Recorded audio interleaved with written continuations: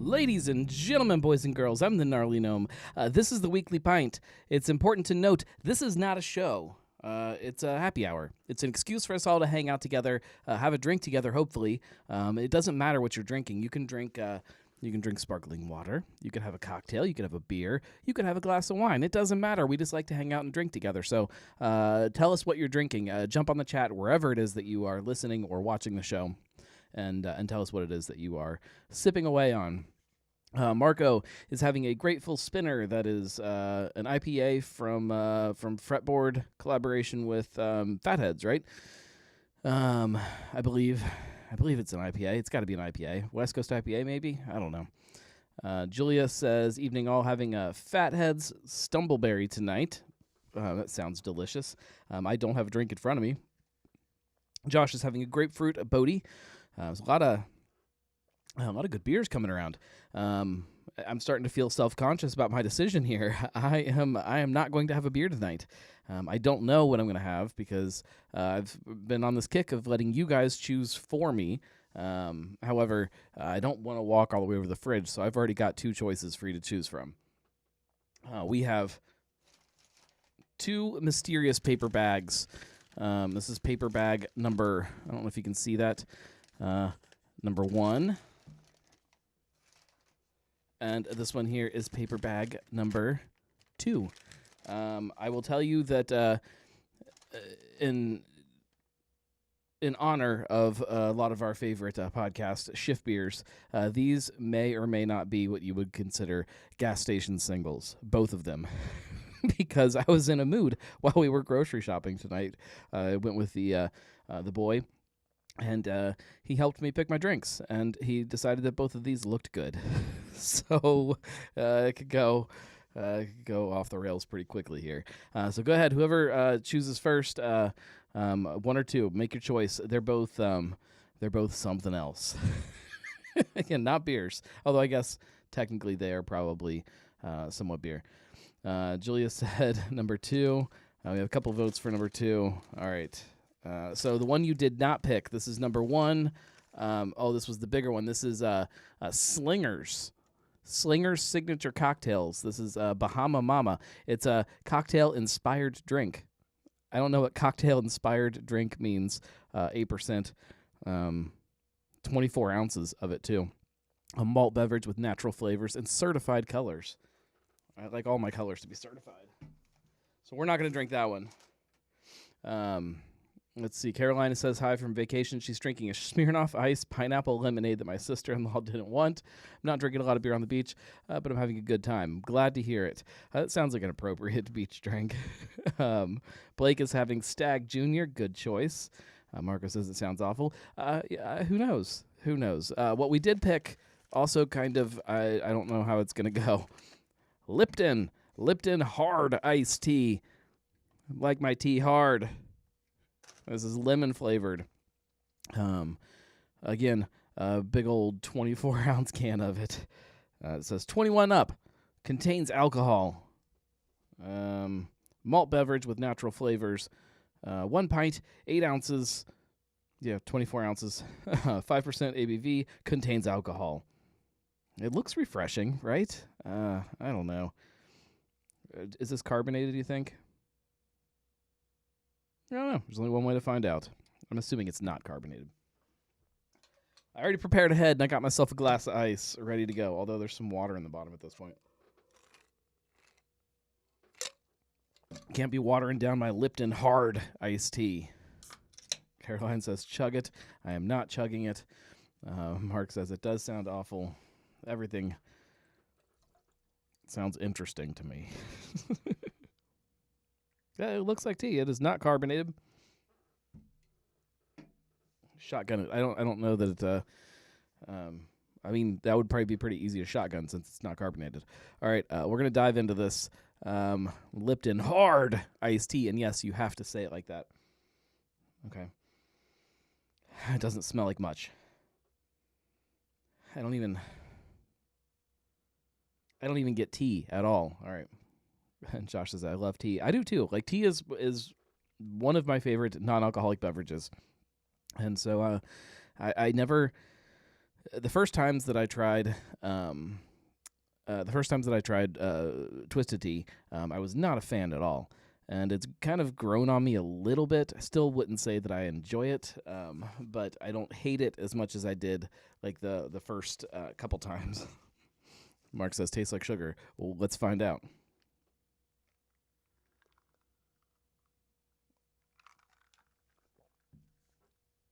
It's definitely a little sweet.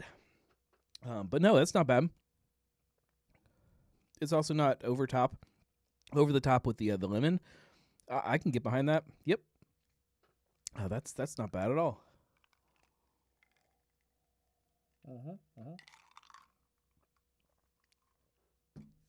I consider that a win. I don't know that it's the type of drink that I'll be running out and purchasing all the time, but you know what? I throw it in the cooler and yeah, I can knock that back in the summertime. That's fine. I understand why these hard tea beverages are growing in the beverage space, because it's not bad at all. And I recognize the feeling that people get from beer that kind of fills you up, and you want something a little bit lighter that maybe you can drink more of during the day and not just get full. Yeah. Caroline wants to know, would it knock someone out at a gas station? I am a firm believer that if you're mad enough at somebody and they make you mad enough, like you get that deep-rooted anger like that man in the video did, you can knock somebody out with just about anything in a gas station. You could be standing there with a Slim Jim, and if somebody says the wrong thing, you can whip that thing around and boom, knock them right off their feet. So I would say yes, this can, in fact, knock someone out at a gas station. Marco says, can you slap the piss out of someone with it? Yes. Again, same answer. You can slap the piss out of somebody with just about anything you find in a gas station. I cannot think of an item in the gas station right now that you could not if you really wanted to. Those little white powdered donuts, you chuck one of those hard enough and get them right in the right spot, right in the temple or something, you can take a guy out with a donut. I believe that. Let's jump into things here. If anybody, as we're going, if you have any things that you want to talk about that you think we need to address on this show, feel free to just chime in. That's the whole point of a live podcast.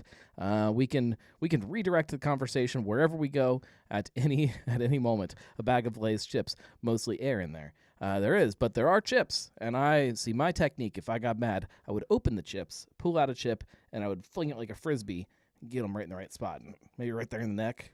Slice open like an artery or something. That's how I would take a man out with a chip. I've thought a lot about this. If, like I said, if you want to derail the conversation, feel free to derail the conversation. That is the whole point of this thing. For those of you who are listening, if you're a podcast listener, if it gets confusing sometimes why I just randomly go down tangents, it's because it's a live show. There's people on the chat, and they say things that make me get distracted. So that's why. And you should always, you can listen however you want, but it's way more fun live. Caroline says everything is poisonous in a high enough concentration. I think that is true.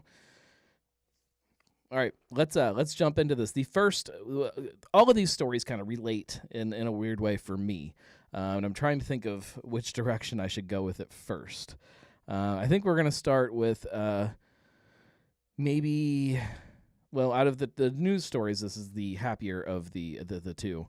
Anchor Brewing, we've talked about them a little bit on this show, especially when it was announced that Sapporo was going to shut down the brewery. Anchor, for anybody that doesn't know, is the nation's oldest craft brewery, depending on how you look at it.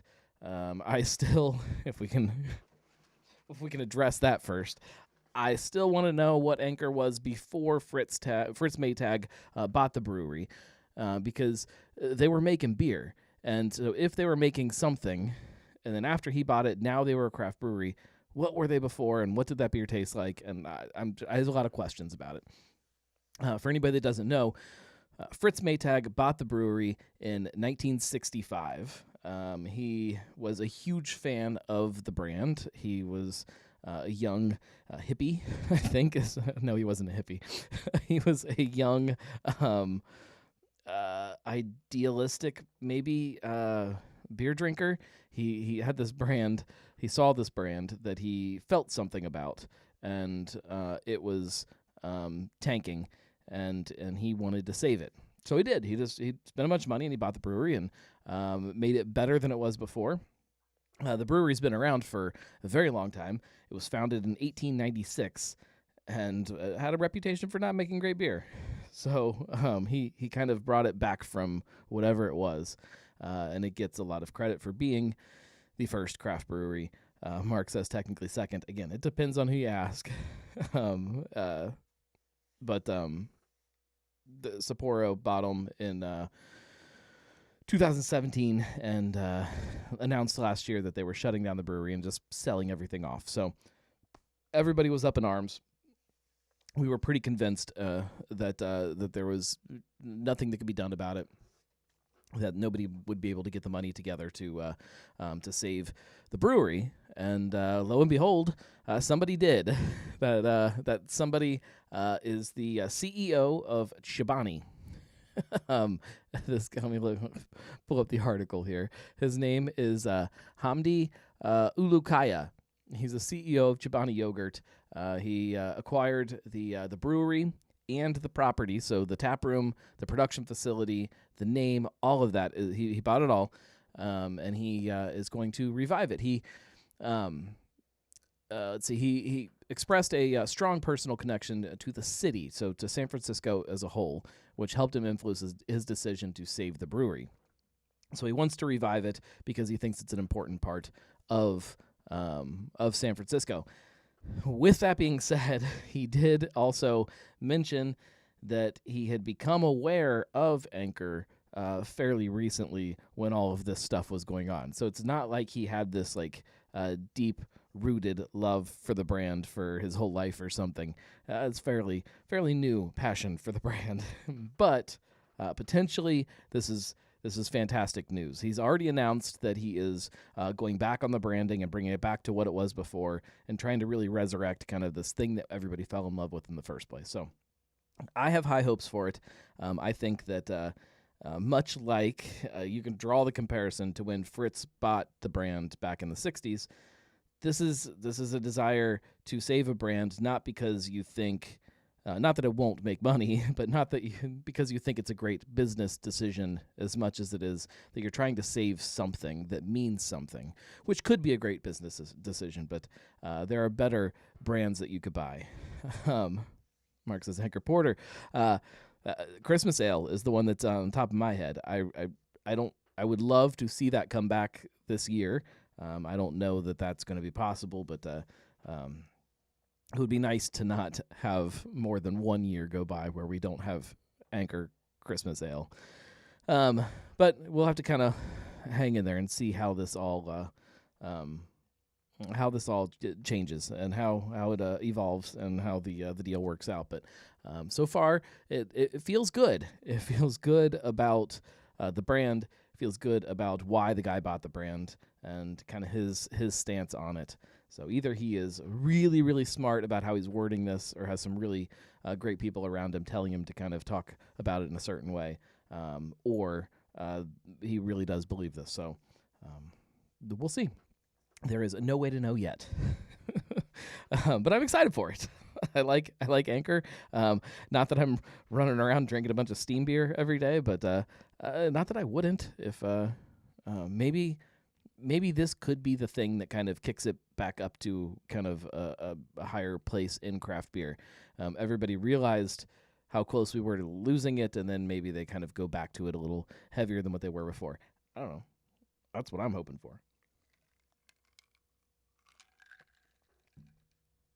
I would drink steam beer before I would drink hard tea. But all right, moving on. This is maybe a positive story, maybe a very negative story, but Boston beer. The news about a week or week and a half ago, something like that, was that there was a rumor that Heineken and SAB, Miller, Coors, whatever they are, were possibly looking at Boston beer and in plans to acquire it via a hostile takeover, which I don't think is going to happen the way that some of these people were talking. But we also then this last week on like Friday, we got an article from the Wall Street Journal, so like a fairly reputable publication, that Boston Beer was in talks with Beam Suntory for Beam Suntory to acquire Boston Beer. The way they worded it in their article was that was according to people familiar to the matter. So it wasn't a cited source of all of this. But the rumor had some legs to it, and Boston Beer's stock prices jumped up like 20-something% over the weekend, into the weekend. And then today, this morning, in fact, I believe, there was a response from Beam Suntory. They denied it. Their quote is, "There is no fact that we are in any Oh, there we go. There's my my emoji things.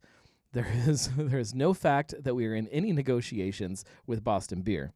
It was a bad timing for that. Caroline says it hasn't been that long since they combined with Dogfish Head, right? No, I mean it's been a few years. But I have a lot of questions about this idea. I understand the logic about why Sam Adams is prime for somebody to take them over. Their stock price is down.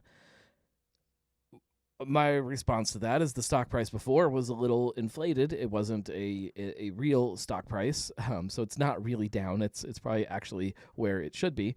But they also are making money, not a ton, but they're making money. The company is doing good. They don't have any debt. Twisted Tea is still doing good. It's still a huge product. Truly is not doing as good as it was, but seltzers in general aren't. Oh, here we go. We have a phone call. Hey, you're on the Weekly Pint. Who is this? Hey, Noam, what's up? It's Zach. How you doing, buddy? What's up? Hey, nothing much. It's been a long time since I've called in, and I was watching briefly, and I decided to call in since you guys were talking about Boston Beer Company because I just recently acquired the book that Brett and Tankton Cincinnati, yeah. I acquired the book through.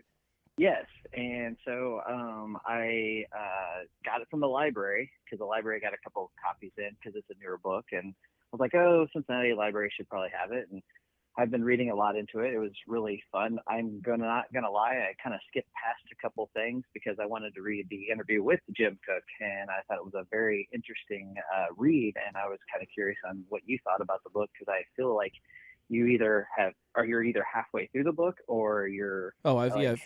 You the already book. read it. Oh. Yeah. Okay, yeah, because I'm pretty sure it's a short read, but with me, I'm usually a person who listens to audiobook. So I was like, you know what? I wonder if he's read it all the way through because everybody was talking about it, and I was super excited to read it eventually, and I knew the library was getting it, so I just wanted to know your thoughts on that. The book in general, or just specifically that chapter? The book in general. We don't even have to talk about the specific of that chapter, but you can go to both if you want to. Either way, I didn't know what your favorite chapter was, or if there even was a favorite chapter. Well, it goes back and forth. So sometimes, depending on, and we're going to talk a little bit about it in the next story. Okay. But the book itself is sometimes a little bit sad. Like it's when you start looking at the failure of some of these companies and why they failed. It's a little depressing sometimes for a lot of the reasons that I think when we hear about anybody failing in their business, we would be. Oh yeah. But also in this bigger picture of trying to understand why, trying to understand what somebody's purpose of running that business from day one is anyways. their measure of success, if you will. Some people come into things and they have a very clear goal to to change the community around them, and that's great. And some people come into it and they're like, you know what, I want to create something that I can pass down to my kids. And there's all these different reasons why people start a business, and when you hit a point where you either achieve that or you hit a point and you realize you can't achieve that, what people do after that can sometimes be a little depressing. And I think for me, where my brain kept going the whole time I'm reading the book, and where every time I think about it, it goes, is that I think the problem with craft beer in general is this idea that when people fall in love with a brewery or fall in love with craft beer, fall in love with a space, fall in love with the people that are at a brewery, they're falling in love with this thing that's very personal to them as the consumer. They see a place and they think, or they have thought throughout the history of craft beer, that it's this big kind of they don't think of it like opinionated. No, they just don't think of it like a business. They're not walking into their tap room and thinking, it's not like they're going to their local burger restaurant or something like that, which we've compared them to so many times. It's not like that at all. This is their space. This is their place away from home. It's that third space like Starbucks always talked about.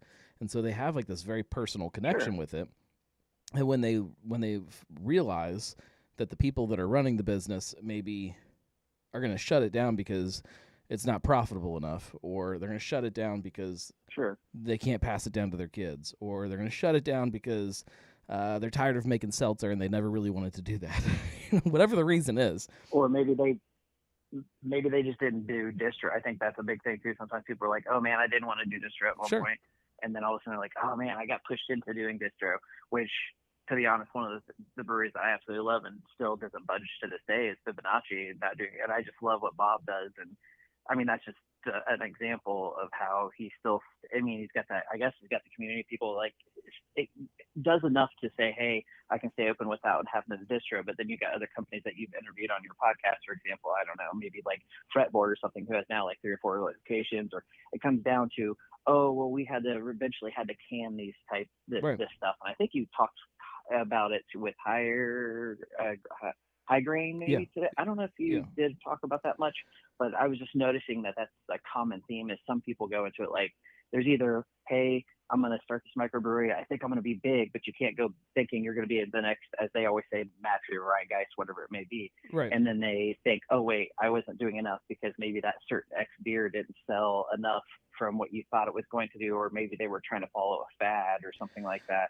And it just comes down to now also, it sounds like, adding food. And now you see people, even like Higher Gravity, for example, adding like coffee with the beer sale, like to get more traffic, which, I mean, I'm not saying they're hurting or anything, but I see a lot of that common theme idea of like coffee shops now are starting to pop up with breweries and stuff like that, because not only do they do it, I think Illmatic out in Dayton area, they added their coffee place Flash Food. And I just think that's the common theme with stuff. And so I'm just kind of going off what you were saying too. I want to think about a place like Mad Tree. Like if you were sitting at Mad Tree, like that first 6 months that they were open, and you fell in love with Mad Tree for whatever your reason of falling in love with them was, chances are when you walk into Mad Tree today, that thing that you fell in love with doesn't exist anymore, or it looks very different. So if you walked in there because you liked that it was the brewer behind the bar and that kind of that one-to-one interaction about a beer, that doesn't exist anymore. So like it makes sense then that when you look at the brewery as it changes over time, that people can kind of get jaded to that. And I think that's what's happening all over craft beer, is that in some instances beers has gotten bigger than what people wanted it to be. In some instances it's gotten too mainstream, or they don't want kids around them when they're sitting drinking a beer, or they don't want food. They don't want to be sitting there and smelling somebody's wings next to them. Whatever that thing is, like it changes. And so obviously people's relationship with beer will change. But going back to the book, I think it's a really interesting exploration into why some of those places closed. Now, the the success side, the Rheingeist chapter is great, where it talks about why they didn't fail, why they succeeded, and why they still continue to succeed, and that's kind of shows the other side. So it's not all doom and gloom, but it is a very kind of eye-opening book. I haven't gotten to that point yet. Yeah, I really liked. I mean, the only thing I regret right now is being a person who lived in Indiana most of my life and moved around. I didn't move to Cincinnati until probably 2018-ish when I married my wife and stuff. Is I really do wish that Blank Slate? Is that right? How you pronounce it? Or Blank Slate, yeah. The brewery that's been around for. Yeah, Blank Slate. I really wish I would have been able to try their beer because I saw that chapter on it. I haven't read it yet. And just in how everything was like, oh, the beer was so good, but then I'm like, well, crap, what happens if it would have went into today? Would it, like, if there would have been a restructure? What if they said, hey, that you don't think? I mean, I don't know the whole story about why he closed, to be honest, or why they closed. I don't know how many people were operating it, but like, it sounded like it was a really cool place, and I was like, dang. And I've seen pictures of the place, and it kind of reminded me of the old Mad Tree when I first came to Cincinnati. I at least got to experience the original Mad Tree, and of course before they got their new big facility and all that stuff, and they added a whole bunch of other stuff. But I was just like, man, whatever happened to that guy, and what happened with that? I mean, I'm sure it'll say it in the chapter, and I haven't really read that part yet. Yeah, but, definitely read that chapter because it'll answer a lot of those questions. Oh yeah, I figured. And on that note, I'm not going to keep you too much longer because I don't want to keep everybody going, oh my God, Zach's just talking. Cut off is I didn't post, but I'm speaking of the Urban Artifact and Brett. I want to give a shout out to Elijah Moreland because he gave me a trade for the banana nut muffin that they used, I guess, this year with the missing Linux. And oh my God, it's delicious because that's what I'm drinking tonight. And I also want to give out the shout out to my friends, good old Marco and Julia. I still want to try to join one of their podcast episodes one of these days. I've talked to Marco, but Julia seems to not respond to me as much when I try to contact her. But Marco's pretty good at doing that. Julia's a very busy person. He's a good guy. I know. She seems like she's a really busy person. And then Marco's just like, hey, what's up? And then, of course, it's always fun when Marco tries to make fun of me, but I can't really make fun of Marco that much because I really don't know how to make fun of Marco because he does some really good impersonations when it comes to stuff, especially when you guys do the podcast. And when he does his, I think it's like Morgan Freeman and a couple other, when he did Putin one time, I was laughing my ass off. He has done Putin. I was like, oh my God, he does a straight on Putin. He impersonation and stuff like that. But I figured I'd call in and say, hey, it's been a while, and I'll let you get back to it. I was just curious since that's kind of the big news I've noticed lately is a lot of people posting in my group itself, like, I got the new book, and it's such a good read. And so far, it's really cool. The only thing I wish the guys from the Bruce guys would do is, I know they like to do the video mainly. I wish they would do more of the podcast again too, because it's just so much easier to listen to stuff while I'm working. So but I get the video stuff too. The Bruce Guys Happy Hour podcast, the oral history of craft beer. It takes a long time to put those episodes together. There's a lot of research that has to go into them and everything, and then lining up guests obviously is a little difficult for that one. So it can't be as consistent. Sure. But with that, I still think that the Booze News needs to be an audio podcast in addition to the video. So. Yeah, that's what I'm saying too. I noticed a lot of people doing audio, but then they go to video. Then my friends who do the misbehavior, I know you know those guys are. Yeah. Always giving shout outs to them, but they decided they stopped doing video lately because no one was really watching, which I get how it is because some people, it's a hit or miss with that show because it's kind of like an edgy beer podcast, but they are very consistent. My friends that do it. But it's just like, they were like, oh, no one's watching, so we're just going to keep it to the podcast form, which I get why people are doing both. And I do want to watch the videos eventually, but it's just so much easier to be like, hey, I'm at work, I can listen to you guys on my ear pods, that kind of thing. And every time you come out with a new episode, I'm like, yay. Or when Blake the Brewery Explorer, when he does his stuff with the Miami Valley podcast, he's doing such a great job with interviewing so many people, by the way. It's just like phenomenally how many people he's already got with just doing it by himself. It's just like, wow.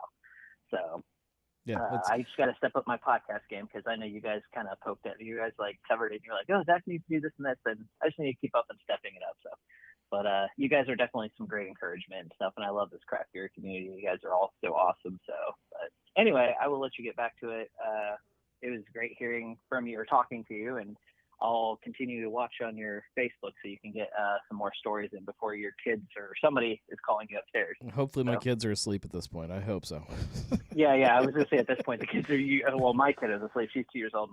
So, you don't miss those days when they're upstairs and you're like, oh, my God, they're crying. I got to look at the monitor. So. All right. Well, it's good talking to you. All right, man. Well, you have a great night, sir. Get on it. Finish the book. It's a great read. Oh, I'm gonna probably finish it later tonight. Like, to be honest, it's a short book. Yeah. Like, not like a super short book, but enough to be able to go, oh, this is interesting. So I'll give you my extra feedback later on when I talk to you. Perfect. You should record your thoughts in a podcast. You know what? Actually, I think that That's what you I should would do that. Like, I really am starting to start writing notes down and stuff. And, like, instead of just me scatterbrained, like you said, and saying squirrel because I do have ADD, I think that I need to start, like, writing little notes and, like, okay, what am I going to cover? Maybe Yeah. I can find something that I would cover every week. And one last thing I would probably say is maybe since I have a show called A Dude and a Stout, maybe drink a stout each time I did the podcast. I don't know, something Yeah. like that. Maybe. All right. You take Right. it easy, brother. Cheers. All right. Later, dude. Bye. All right. So while we were in that conversation, I will talk a little bit more about the book here in just a second. But Caroline sent us down another track asking about the kind of the how did she word it? Thoughts on the anti-kid content in the craft beer groups in the last week. I have not seen it in the groups. I don't frequent the groups that often. She said we always make sure our kids are behaved, but I know not everyone does. I have a lot of thoughts about it on both kind of sides of it. I too always try to make sure my kids are well behaved if we have them out somewhere. With that in mind, I recognize that especially when your kids are little, now mine are, at least especially my oldest is starting to get to the point where you don't have to worry about it as much, but even if your kids are being well behaved, all it takes is somebody to just lose their shit, and they're going to start yelling, and they will, and because they're kids, that's what they do. And I understand that then that makes for a kid yelling in a tap room, and nobody wants to be around that. And it's not preventable all the time. I recognize the people that want to have a space that they can go to where there aren't kids, because there are plenty of times where if I'm able to go out somewhere, most of the time I want to go to a place where there aren't other people's kids. If I'm getting away from my kids, I don't want to be around other people's kids. I want to just kind of have just a quiet evening. But at the same time, I like going out with my kids. I want places that I can go and I can take my kids. My stance on it has never really wavered in the fact that much like your drunk buddies that you go out with, just don't be an asshole and make sure that the people you're with are also not assholes. If they are, it's your fault, and it's completely justified that people around you would get mad that you have them there. You can't always control it. You can't always prevent it. And you should hopefully have a little bit of grace for the people around you when their kids or their buddies or whoever it is being an asshole. Have some grace for them, but try to be conscious of how you and your people are affecting those around you. And just kind of pay attention to it. Just don't be a jerk. It really is that simple. When you go out, try to make your experience fun and the experience of the people around you fun also. Sometimes it's easier said than done, though. Mark says, it's super rare that it's annoying, but when it is, I'm just disappointed in the parents. Not annoyed by kids being kids. No, not at all. But there's a lot of parents that just don't pay attention. Let's see. Julia says, the video that's been posted and shared did have a point. Granted, it's specific to their brewery and not a general statement for all breweries. That's how they make beer. So while you can bring your kids, they don't have things for kids, which you can see by checking their website. Check the website. So just know that they make beer, not kid stuff. Again, that was this one non-local brewery specific. I'll need to look it up now and see what the hubbub was all about, because I don't know. I didn't see it. It'll be fine. Sometimes when you go out, things don't work the way you wanted it to, and that's okay too. Anyways, going back to wrap up with Boston beer. I think it's important to note with this whole Boston beer story that, and I don't really understand how it would all actually work, but Jim Koch does still own 30% of Boston beer, and in addition, he owns 100% of the voting stock, from what I understand. So any decision has to go through him. It is really difficult for anything to happen with Boston Beer that he does not want to happen. So if in his mind a hostile takeover is not not going to kind of make sense, I don't know how it would happen. I don't understand that, and I have faith that whatever happens with the company will be in the best interest of the company. He's made it pretty clear in the past that even if it sacrifices short term money making, the company has a very long focus, and I recognize he's getting older, and at some point, kind of going back to that same discussion before, you kind of want out. I recognize that at some point he may want out, but I don't know what that looks like. I have a hard time believing that a company like Heineken will be where they go. But Beam Suntory, I don't know. They have a deal with Beam Suntory already. They use their spirits in all of like their RTD stuff that they make. And in addition, they have a Truly vodka that's out there that is made by Beam Suntory. So they have already some kind of a relationship. But I hope so much that they find a way to stay independent. I think that they are a good part of the craft beer industry that shows people what success can look like outside of selling to one of those other places or one of the conglomerates or something like that. Not that that's bad, but as Hack said, I do like when breweries like Wandering Monster have events geared for kids and the parents so everyone can participate. And that's knowing what you're walking into is important too, with going back to that same kids and breweries discussion. If you walk into a brewery and you know that there's an event that is a kid-focused event, you recognize that there's probably going to be kids running around, and it's probably going to be a little loud, and it's probably going to be a different type of experience than your neighborhood bar. If I walk into an Applebee's, I'm expecting a certain type of experience versus if I walk into any other kind of dive bar in my neighborhood, I'm expecting a very different type of experience. So knowing what that looks like before you walk in is very important. Some breweries do a really good job of communicating that. Some breweries don't. Some breweries think that that maybe that maybe they're one thing when they actually aren't. Who knows? Anyways, moving on, I want to talk about Missing Link before we wrap things up tonight, because Missing Link was incredible this year. It was an absolute blast. The normal stuff with Missing Link, so the tours and all of that stuff was great. The beer was phenomenal. It was nice to get to hang out at Humble Monk for what will probably end up being my last time to hang out in the tap room there before they close. Hopefully I'll make it again beforehand. They're still open for a few more weeks, but you know how that goes. But the thing that I walked away with was a little different. I hosted the Brewers panel, which was some of the folks from the Tankton Cincinnati book.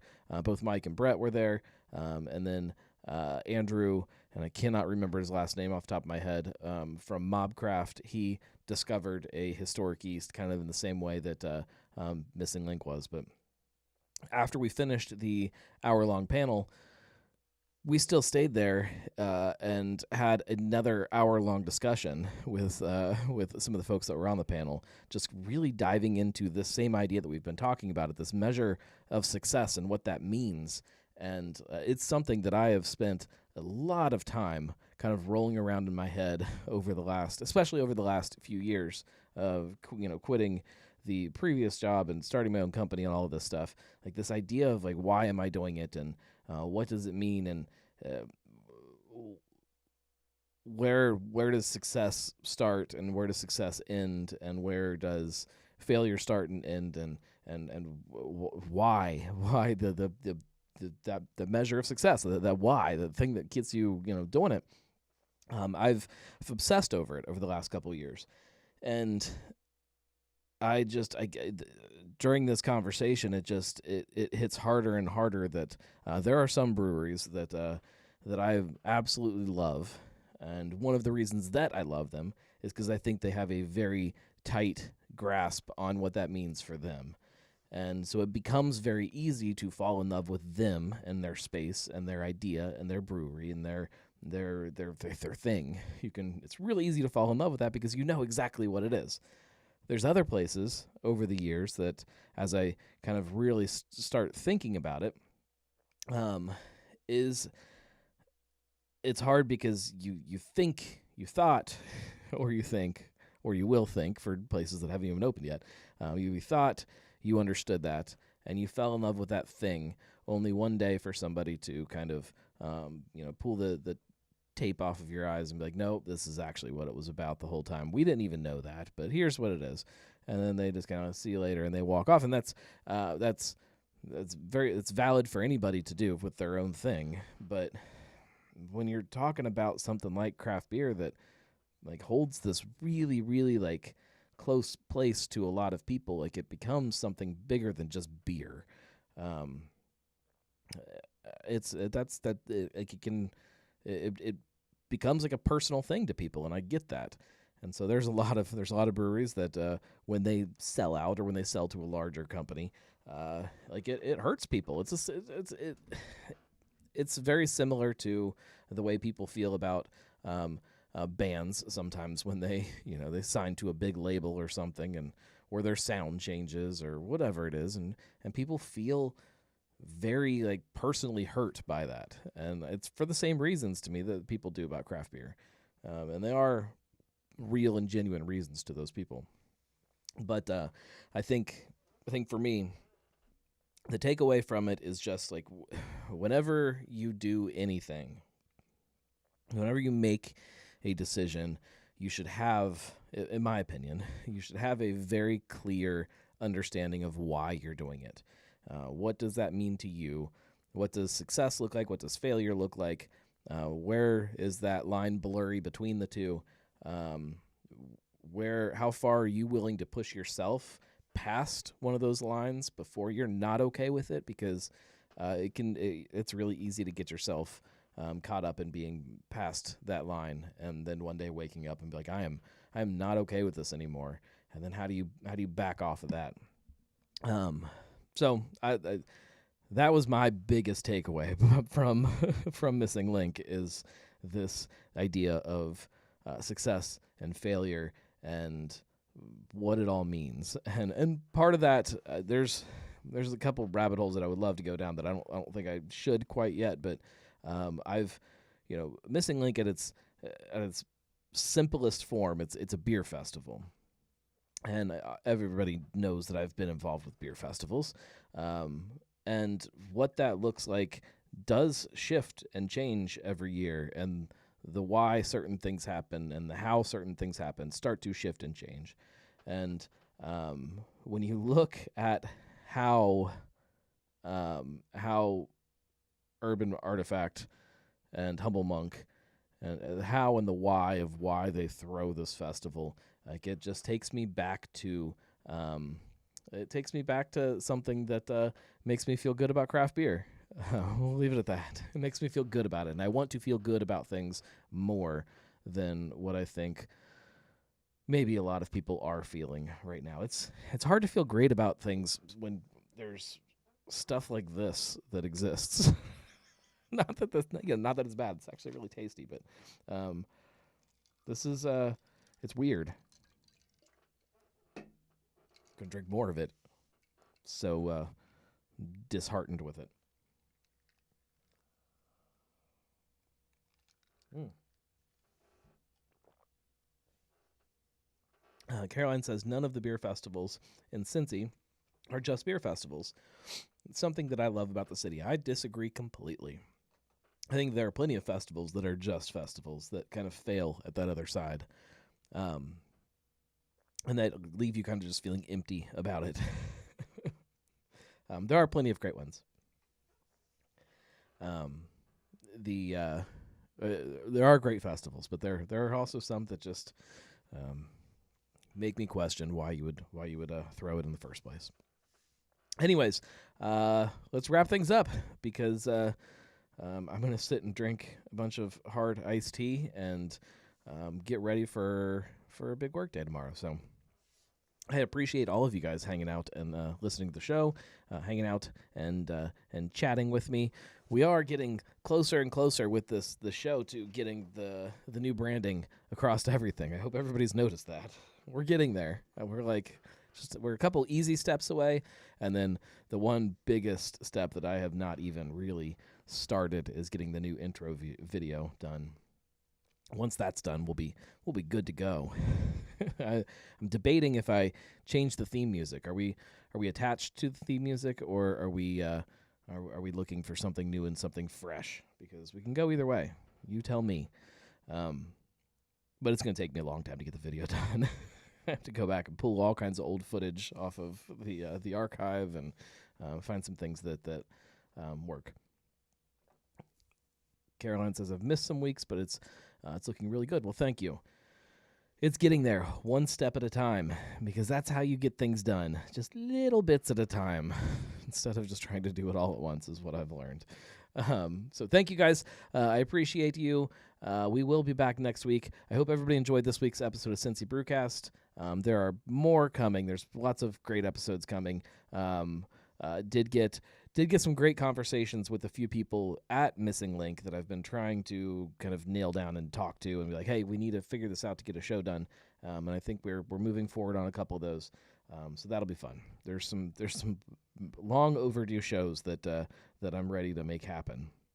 If you like this show, really if you like anything I do, you can go to thenarlygnome.com/support and you can support that way. And it helps a ton, helps so much. And if you do that, you get first peek at all of the new swag drops that are going to happen, and I do promise they're going to happen. You'll get first peek because you'll get free stuff that comes to your doorstep. Depending on which level you back at, you get different things. And you also get first peek at episodes of the Brewcast when I get them done early. I still don't have the video for this week's show done. That's not true. I have the show done. I just need to now upload it, which takes a really long time. So I'm going to do that tonight while I'm asleep. I'm going to upload it, so it should be up tomorrow for those of you who like to watch your Brewcast on YouTube versus listening. But thank you. Supporting helps. That's the biggest thing. Marco says, will there be a backpack? I need a new one. I could do a backpack, but it's just going to be a generic, boring backpack. So probably not, but I could. I don't know what it would cost, but I could. I encourage you to probably look for other backpacks, because mine's going to be crap if I actually put it out. It'll be a lame backpack, especially coming from a Zane Lamper backpack. We'll see you guys later. We'll talk to you guys next week, or maybe sooner if you run into me out and about in the world. And I do that every time. The music cranked. We'll be back, guys. Back next week. Thanks, guys. We'll talk to you later. I'll have to find a button.